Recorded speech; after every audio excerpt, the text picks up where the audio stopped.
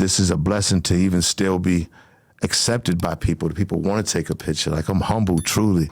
And I just smile, and I still have a good, even at 58, I'm having a good time. You know what I'm saying? It got to be fun. If it's not fun, then what's the use? You know I feel like if Benzino had a weekly podcast, that it would be huge. It would be a constant topic of conversation. I mean, look, Suge Knight is locked up in his conversation. His podcast is making noise every single week, If you right? back it, just listen, if I come under the Adam, I'm going to call him out right now. If I come up under your umbrella, shit, you know what I'm saying? I'm a believer. I think it could be huge if you got the right crew, the right people with you. I think where I came in was that Dave knew how to utilize this kind of wild nigga from Boston and utilize his creativity and strengths, where I learned a lot from Dave and learned a lot organized business, but it's still hip hop. And that's what I'm saying. Like, I know, and I know I have what it takes. You know, I got the source to a $55 million, company when we turned down Bob Johnson, and I know I can get it.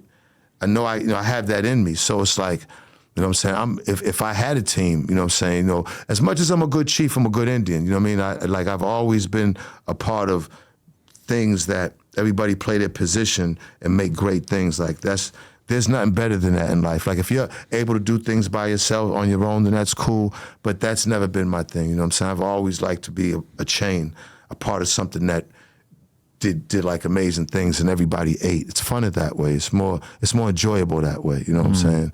So, shit, like, I would love to, you know what I'm saying?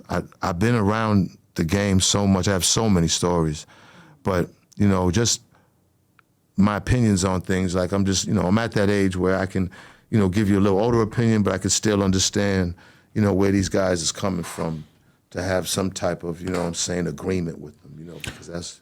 Because I noticed you took issue with Joe Budden hating on Youngboy. And I thought that was interesting. Because I would have thought that you might be someone who would be hating on Youngboy. You got to listen, do you know how hard he's young? You know how many his friends is dead or in jail? Oh, yeah. It's like, you got to, like, even if you feel that way, you're too big to want to knock him down. Not him down, because he's what America is destroying. Like, he's like the worst, and it has to be shown that the worst can make it, so these guys can think of something else. You know what I'm saying? Like, you don't want to knock Youngboy down because, shit, like, you know what I'm saying? Like, first of all, he has a huge following already. To me, when it's not like you want to knock him down. Like, I don't think that. I like some of Youngboy's music, some of his music. You know what I'm saying? I probably listen to him. Was like, you know what I'm saying? I've heard a lot of joints that I like, and I'm sure Joe has too.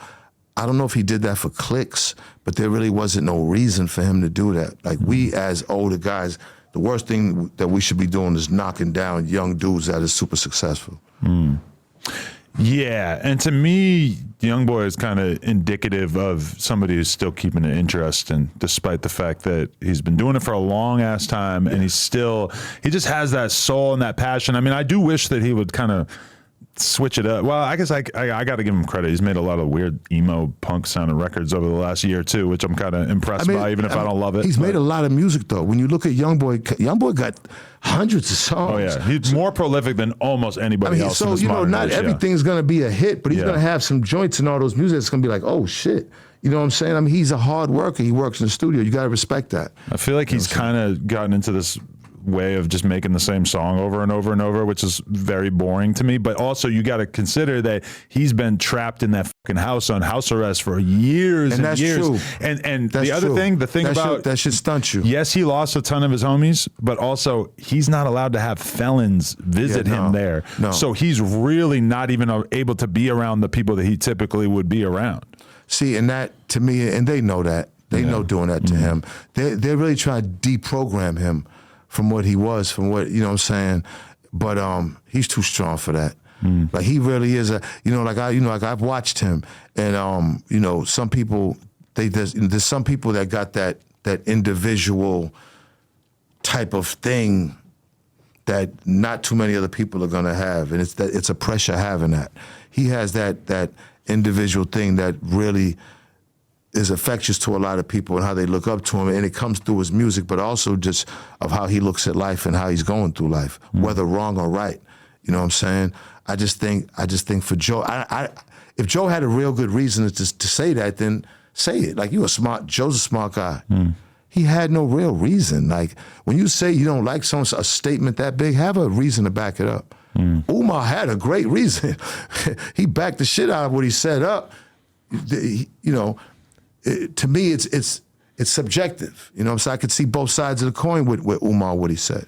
Last night, YouTube recommended me a video of MC Shan talking. Well, really like Shan's my nigga. Really like telling Umar to sit the fuck down and that he did not Shan's appreciate his opinion on Eminem. Shan's my nigga. Yo, he's great. Yeah. Shout out to MC Shan. Listen, y'all follow MC Shan. Y'all gonna, boy, listen, man. I follow.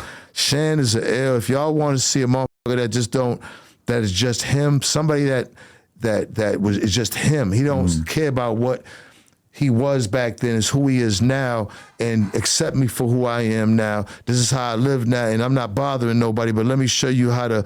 Shan is a good dude, man. Like, I fuck with MC Shan, man.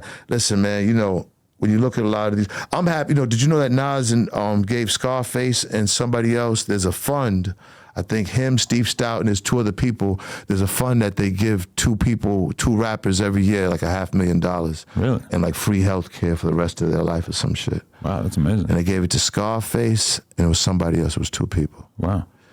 That's amazing. And they're going to do it every year. You see Scarface Tiny Desk performance? The greatest thing I've seen in a long. Only because Mike Dean, I was like, you don't even know, like, I've worked with Mike Dean. I've done like 4 songs with Mike. I used to live in Texas. We were signed to Rap a Lot. Really? And I got a chance to work with the great Mike Dean. Right. You know, N.O. Joe, John Beto, Crazy C, all those guys, man. I went down there, man, and it was the RSO. We got signed, and I lived in Houston. You know, shout out to Jay Prince and Rap a Lot. But got to stay down there. I got Bushwick, man. God rest Bushwick, man. Bushwick stayed with me for like a month down there. A funny motherfucker. And I miss Bushwick, man. People just don't realize how, man, me and Bushwick bonded he stayed with me a couple of months in Houston, then came up to Atlanta. No, Miami stayed with me. Like, you know, I got cool with Willie D. You know what I mean? Me and Face got real cool. And of course, you know, Jay was like, you know, I looked at Jay like at that time like a OG, a mentor on how he was doing it. I got one recommendation, one question, and then I'll let you do your shout outs or let us know what's going on. Yep. You know who Hit Boy is? Of course. The producer who did all the Nas shit recently and stuff. I don't know if you're turned on to this, but he's producing / like managing his dad. His dad did 30 years roughly throughout his life in prison. And one of his dad's big things throughout his life, because I guess his dad was like very, very serious gangbanger, is that he wanted his son to stay out of the streets.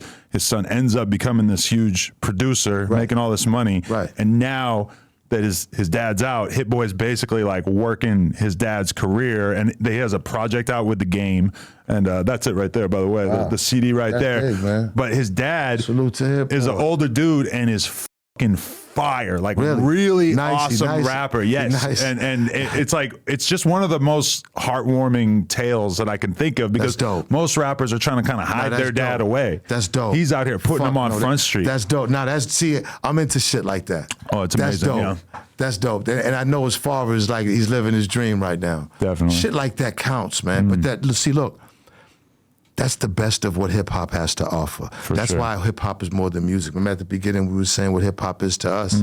That's what that is. Yeah. Because his father was a hip hop dad. His father grew up in hip hop. That was the driving force of him.